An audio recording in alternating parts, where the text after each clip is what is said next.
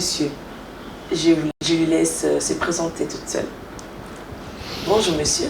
Bonjour madame. Je suis monsieur Boubou Moussoumadi Guilin, le patron du groupe Les Missionnaires.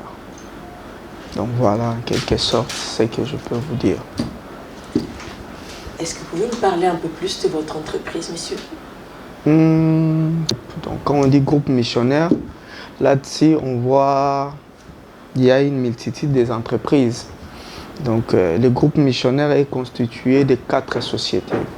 Dedans, nous avons le groupe missionnaire protection qui est GMP, une entreprise de gardiennage. Nous avons la MTV qui signifie Missionary Télévision. Nous avons l'établissement Les Missionnaires, une entreprise de la sous-traitance. Et nous avons la MMINA. La MMINA qui signifie Marie Mukubi International and National Agence. Donc une agence de transfert d'argent ainsi que fret maritime. Voilà. Et depuis quand le groupe en question existe? Depuis quand vous faites partie de ces groupes? Le groupe, ça existe depuis, si je ne m'abuse pas, c'est depuis 2011 que nous avons commencé avec l'établissement Les Missionnaires, qui était juste à la sous-traitance. Et plus tard, il y a eu la naissance des autres entreprises. Donc, s'il faut répondre à votre question, c'est depuis 2011 que nous avons commencé les affaires. Vous êtes qu'à Kinshasa ou bien vous vous situez aussi ailleurs, dans d'autres provinces ou bien... Là, il faudra énumérer maintenant chaque société. S'il faut parler du GMP, qui est notre entreprise de gardiennage, en dehors de Kinshasa, nous sommes au Katanga, nous sommes au niveau du Congo central. Katanga précisément, nous sommes à Lubumbashi, sur l'avenue Kapenda, numéro 74. Et au Congo central aussi, nous sommes à Matadi, les adresses je pas en tête. Nous sommes à Kisantu, nous sommes à Mikaza. Et par rapport à l'agence, nous sommes dans d'autres pays aussi, en dehors de la RDC.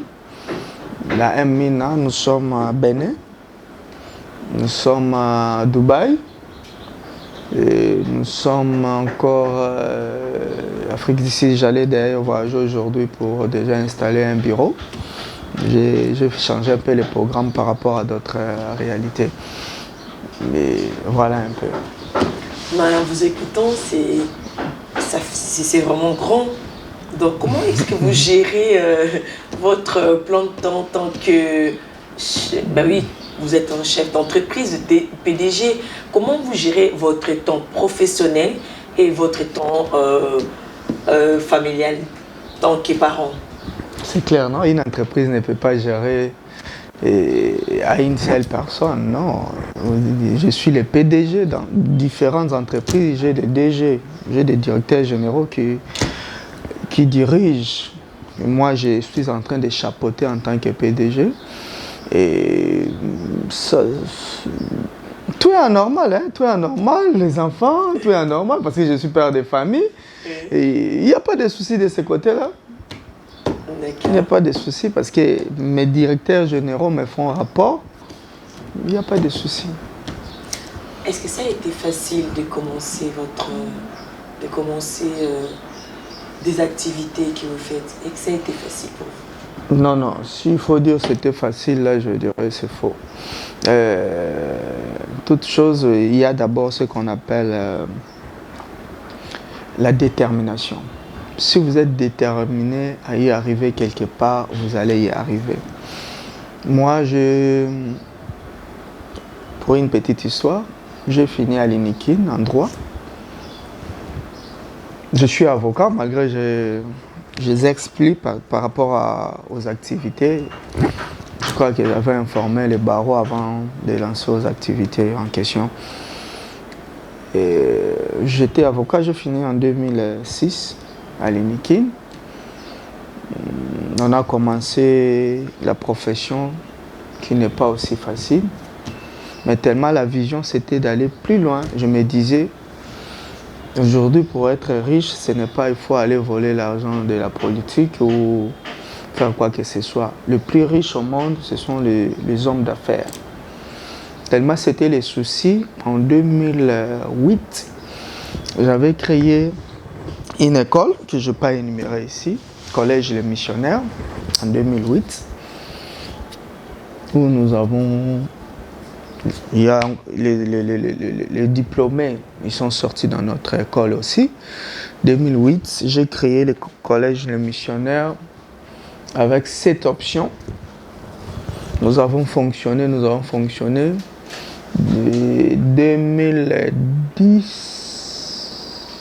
2010, si je ne me trompe pas, j'ai été engagé dans une entreprise libanaise, j'éteins les noms, comme conseiller juridique.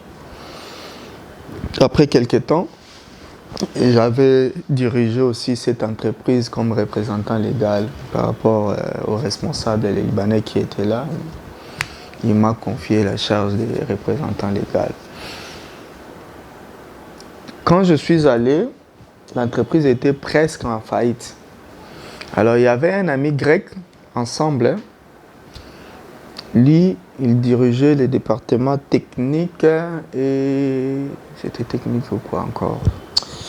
J'ai oublié, mais il était dans le département technique.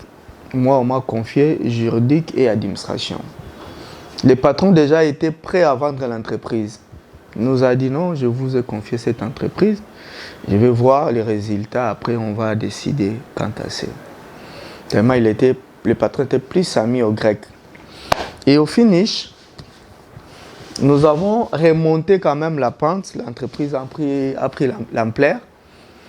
Alors, 2011, je me suis dit non, comment il faut servir seulement les expatriés, pourquoi pas moi-même. Et j'ai créé l'établissement Les Missionnaires. C'était la sous-traitance. Directement, tellement j'avais de très bonnes relations avec les patrons, j'ai engagé des personnels dans cette entreprise par ma sous-traitance. C'était une centaine, si je ne me trompe pas, au début. Là. Et avec des relations, nous avons eu quand même quelques marchés. L'idée m'est venue encore en tête, pourquoi pas aussi faire une entreprise de gardiennage. C'est par là, la GMP a vu les jours. C'était en 2012, si je ne me trompe pas. Après, je me dis, bon, comme j'ai des entreprises, au lieu d'aller payer l'argent pour des publicités dans d'autres chaînes, non, je crois que j'avais consulté la RTNC en son temps. On me demandait 5 300 $ par mois pour me faire passer la publicité. Je dis, 5 300 $ par mois. S'il faut faire 10 mois, je suis déjà dans plus de 50 000 $. Donc, dans 2-3 ans, je serai dans de ça 50 000 $. Je dois créer ma propre chaîne. Et c'est comme ça, j'ai eu à créer encore la MTV. Après la MTV, Dieu nous fait toujours grâce et tout. On a eu des contrats, patati patata. J'ai dit, j'avais effectué, je crois, 2 voyages au courant de l'année. L'année passée, cette année. Parce que la M-Mina est née cette année. J'ai vu quand même comment les besoins, surtout quand j'étais à Dubaï, j'ai vu les besoins, comment les Congolais cherchaient. On devrait m'envoyer l'argent, si je ne me trompe pas, je devrais acheter un appartement à Dubaï. J'arrive comme ça, il n'y a que la grâce, c'est pas la publicité, qui était une agence un peu assise et tout. Partout où je partais, je voyais toujours dans des couloirs, dans des boutiques, oh non, agence. Je dis non, moi aussi je dois oser de le faire. Et c'est par là, l'idée m'est venue quand je suis retourné au pays. Et je lançais maintenant la M-Mina. Donc voilà un peu notre parcours, là où nous sommes actuellement. Il y a encore d'autres projets. nous sommes en train d'envisager, je crois, dans les jours à venir. On va dévoiler tout ça pour faire encore d'autres entreprises. Voilà. C'est bien, félicitations. Merci, si madame. Vous pouvez juste nous expliquer un petit peu, en quelques mots, vos entreprises, en fait, le groupe en question que vous faites partie. De quelle manière, quel est l'apport de votre groupe dans la société congolaise? Qu'est-ce que vous apportez? De quelle manière vous apportez quelque chose? Oh, ça c'est... Déjà, le fait d'engager les gens. Dans les groupes, j'ai pas moins de 500 employés. Dans les groupes. Ça, c'est déjà... L'apport est trop fort. Surtout, nous sommes dans un pays où il y a un problème de l'emploi. Déjà, ça, c'est quelque chose de très positif. Et pendant les temps s'il faut parler de la MTV, les temps de matchs ici, Coupe d'Europe, j'étais parmi les 2 chaînes privées qui diffusaient les matchs. C'est déjà quelque chose. Vous comprenez donc, ça c'est déjà les apports que nous sommes en train d'amener. Et aujourd'hui, les groupes missionnaires, quand vous partez dans des différentes sociétés, vous verrez nos agents, ils sont là. Sans voir même plus. Et voilà. Tant que groupe ou tant qu'entreprise, comment est-ce que vous vivez ces moments de pandémie, ces moments de crise que toutes les entreprises sont en train de crier, la baisse, côté finance, il y a vraiment un grand vide, il y a vraiment la crise qui est partout. Mais comment vous le vivez en fait, de votre côté? Je dirais nous sommes aussi frappés dans cette histoire. Parce que s'il faut parler dans le cadre du GMP, qui est notre entreprise de gardiennage, et on avait des contrats dans des restaurants en ville et tout. Et les restaurants, ils ont fermé. Ça, c'est vrai. Nous sommes aussi victimes de cette histoire de pandémie. Parce qu'il y a d'autres sites, ils ont fermé. Et nos agents, ils sont à la maison, en train d'attendre. Donc voilà. Et les finances aussi, c'est pas facile. Vous avez eu aussi à licencier quelques employés entre-temps, ou bien de votre côté, c'est resté stable? La stabilité, je dirais non. On n'a pas licencié, mais nous avons demandé à quelques agents de rester un peu à la maison. Parce que nous, on fonctionne par rapport à nos partenaires. Aujourd'hui, je donne un exemple. Je suis restaurant Y. J'ai 10 agents ici. Le gouvernement nous dit non, par rapport à la pandémie, vous devrez arrêter. Il ne faut pas fonctionner suite à ça. Le restaurant est fermé. Et nous allons fonctionner les agents comment? Ils sont censés de rester à la maison. Quand il y aura la réouverture des activités, ils reprennent leur travail. Pour retourner sur l'autre question que je vous avais posée concernant votre parcours, si c'était facile ou bien vous avez des moments de crise, moments de difficulté, comment est-ce que vous avez vécu ce moment-là, vous-même, tant que PDG, lorsqu'il y a eu des moments de crise, des moments de difficulté, comment vous l'avez vécu? Dans la vie, il faut être toujours optimiste. Il ne faut pas se laisser par rapport à d'autres situations qui peuvent nous arriver. Parce que dans la vie, il faut s'attendre à tout. Il faut s'attendre à tout. Du moment difficile, oui. Où il y a eu des... Vous avez perdu des contrats sans motif. Mais vous ne pouvez pas vous décourager. Il faut multiplier des stratégies pour remonter la société. Et on a connu aussi les cas de vol. Le cas de vol qui a fait en sorte qu'on devrait peut-être être découragé. Gloire à Dieu, tellement on a toujours cet esprit-là d'aller de l'avant sans recul. On était censé de multiplier toujours les efforts pour y arriver. Voilà. Vous-même, tant que personne, on a parlé de votre plan du temps. ça vous arrive d'avoir d'autres activités à part, bien sûr, votre travail?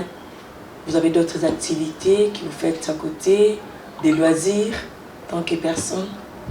Loisirs, je dirais non. Loisirs, je dirais non. Dans le travail. Non, Faites que je travailler. passe mon temps dans le travail, sauf que j'ai mes ambitions politiques. Je suis en train de réfléchir, peut-être en 2023, je serai candidat, président de la République. Je réfléchis d'abord, parce qu'au regard de tout ce qui se passe dans notre pays, on s'est dit non, voilà, si nous avons quand même arrivé à réussir dans notre propre histoire, pourquoi pas oser aussi pour la population congolaise en général. Donc là, c'est une question qui est d'abord dans la cuisine et je vais délibérer dans les jours à venir, donner ma position et si je veux maintenir cette décision ou pas.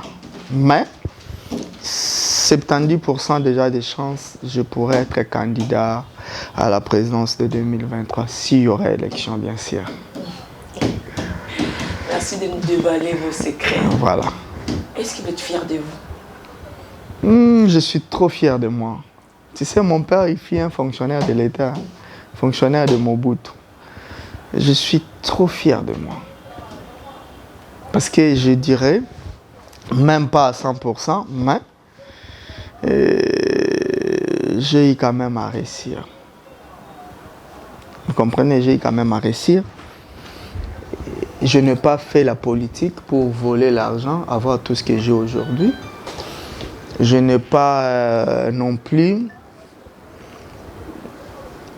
allé en Europe dans des conditions telles qu'on se connaît tous. Nous connaissons nous tous. Et chercher l'argent et revenir, faire des affaires, non. C'était l'empé d'intelligence que nous avons qui a fait en ce que nous puissions y être là où nous sommes aujourd'hui.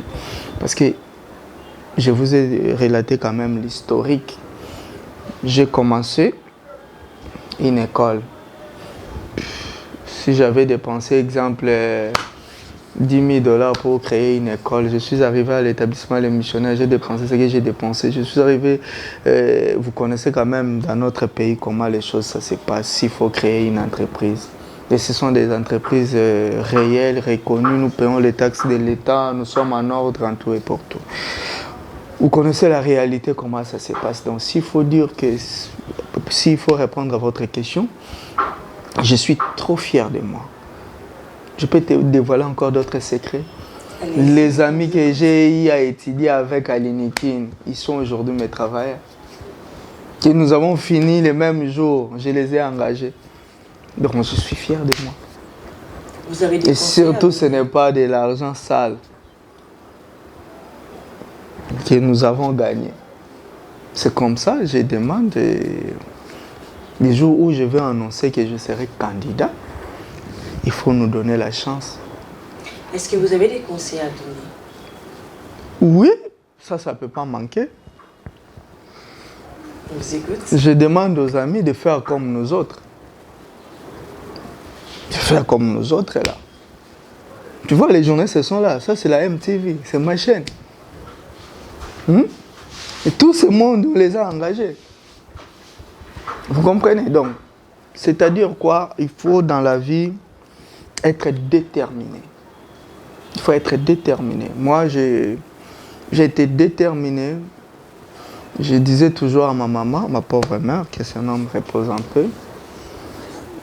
Donc, l'agence, le nom qui est là de l'agence, c'est le nom de ma mère. Je ne serai jamais pauvre. Donc, c'est ça. Nous avons un pays où il y a beaucoup de richesses. Moi, des fois, j'ai été révolté quand je voyais les Libanais, les Indiens, parce que la majorité, ce sont mes amis. Ils viennent comme ça, sans rien. Après quelques temps, ils sont riches. Ça a révolté. Pourquoi pas nous aussi, en tant que nationaux, nous-mêmes. Donc, s'il faut prodiguer des conseils aux jeunes, il y a l'argent au Congo. Question seulement d'être scotché ou quoi, je ne sais pas, mais nous sommes ouverts à donner des conseils pour devenir comme nous autres aussi. C'est pas un problème. Donc voilà, il faut être toujours déterminé dans la vie. Si je peux dire un mot, il faut être déterminé. Ça vous arrive d'avoir peur? Avoir peur. De vous bloquer, de vous poser autant de questions. Quand il y a des tracasseries de l'État, dans les services de l'État, là, ça m'énerve. Ça m'énerve. Et quand vous voyez surtout vous payer l'argent comme ça, c'est compliqué. Ça énerve. Dans une journée, vous pouvez recevoir 5 services. Qu'est-ce que vous pouvez dire Très compliqué. Qu'est-ce que vous pouvez dire par rapport à cela? Parce qu'il y a quand même beaucoup de vos confrères aussi qui se plaignent, même pour les petites entreprises aussi qui se plaignent. Moi, je l'ai toujours dit, au stade actuel, ce n'est pas utile.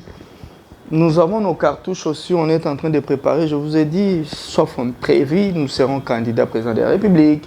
Donc, au stade actuel, non. Je préfère garder cela les jours où moi je serai à la magistrature suprême. Je pouvais maintenant élarguer tout cela pour qu'on évolue. Tandis qu'il y a des grands voleurs dans ces pays que moi je connais, il y a des immeubles, tout ce qui se passe ici, là, comme moi politique, excusez parce que j'ai eu quand même la chance de connaître beaucoup de gens qui ont eu à diriger avant, maintenant et tout et tout. Je vous dis, il y a des choses qui se passent dans ces pays, ils sont médiocres, trop médiocres. Il y a un monsieur que je connais à l'immeuble, cet immeuble, ça peut être comme 5-6 niveaux. Ce monsieur peut avoir au moins 25 ou 30 appartements. Azwa cabine mobimba snell, à Tchana Lupangunaye. Non, pas Lupangunaye, là où il a logé ses locataires. Plus de 6 policiers, il y a l'État, qui a immeuble à locataire. Et un tel monsieur n'a approché facture à Snell et Tika Royate. Après avoir volé l'argent de l'État, tu as construit aux huiles sous la faveur. Imagine un peu. Tandis que nous autres là, vous comprenez? Mais vous allez remarquer des tours. Dernièrement, j'étais trop fâché avec le service Moro à l'État pour la MTV. Maman, surtout les documents sont en ordre. Toi, tu m'appelles au Kangachen pour ne l'okoboy. Oh, c'était pour mettre cet argent dans ses poches. Nati qui est peut-être en hollandais, a coupé sangam ba document au bon côté qui n'a caisse à l'État. Et ça, des fois, dans d'autres sièges, nous sommes des gens. Les chefs de l'État devraient nous recevoir. Place soit un comédien, un musicien, ayambi batuluro la bicho. Le paix que vous avez là, l'État vous donne ça pour que vous évoluez. Qu'est-ce la FPI? Mais les Libanais, ils touchent l'argent facilement. Les ministres que vous voyez ici, j'éteins les noms, je connais beaucoup. Ils ont pris de l'argent là-bas. Ce sont des amis, ils ont construit des maisons. C'est vraiment qui combo ils ont la radio, la télévision, la FPI. Et là. Mais nous qui ont des activités, ça, c'est la M-Mina. Quand vous arrivez à Beauvant, il y a la MTV qui est là. Quand vous arrivez sur Willery, il y a GMP. Quand vous arrivez à Kingabwa, il y a l'établissement Les Missionnaires. Mais va demander quelque chose à la FPI. On ne va pas vous gagner. Aussi, si vous avez 500 $ après ouverture à dossier, ça là. Mais tu as tes projets, tu fonctionnes déjà. Mais un individu, comme un influence politique, il part là-bas à Jumbo, à Tongé, à revendre. Pas un saladin. Donc ça décourage des fois, ça énerve. Parce qu'aujourd'hui, nous aussi, on peut faire comme les autres. Tu prends ton argent, tu investis au Tongi, immeuble, un locataire, et Zangi perte. Mais tu t'es dit, je dois quand même aider nos frères congolais. Je vous ai cité, je vous ai dit les agents que j'ai dans les groupes missionnaires. Je suis dans plus de 500 agents. Ils sont ici chez moi, plus de 500 dans les groupes. Alors, soutien au bourgeois. Ou bayambaki ba comédien, bayambaki ba musicien, bayambaki ba nani. Parce que biso ba o ba tutoza utile. Bo yamba biso te. C'est pas normal. Voilà. Merci à vous, merci pour votre disponibilité et merci de nous avoir ouvert votre cœur pour ces moments qu'on a passés ensemble, d'apprendre plus sur votre entreprise et apprendre plus, avoir plus de connaissances qui nous permettraient aussi, nous autres qui sommes en train de créer des entreprises, pour ceux Je suis là pour vous, madame. Pour ceux qui sont déjà en train d'amputer les pas, qui sont en train de réfléchir là-dessus, de se poser des questions. Est-ce que c'est possible de créer une entreprise à Kinshasa? Est-ce que c'est possible de rentrer à Kinshasa pour pouvoir aussi mettre certaines bases, certaines entreprises en place pour pouvoir aider la nation? Merci de nous avoir suivis avec M. Boubou et merci à M. Boubou de nous avoir reçus. Merci beaucoup, madame. Et à très bientôt dans notre prochain magazine du parcours. Merci. Abonnez-vous massivement.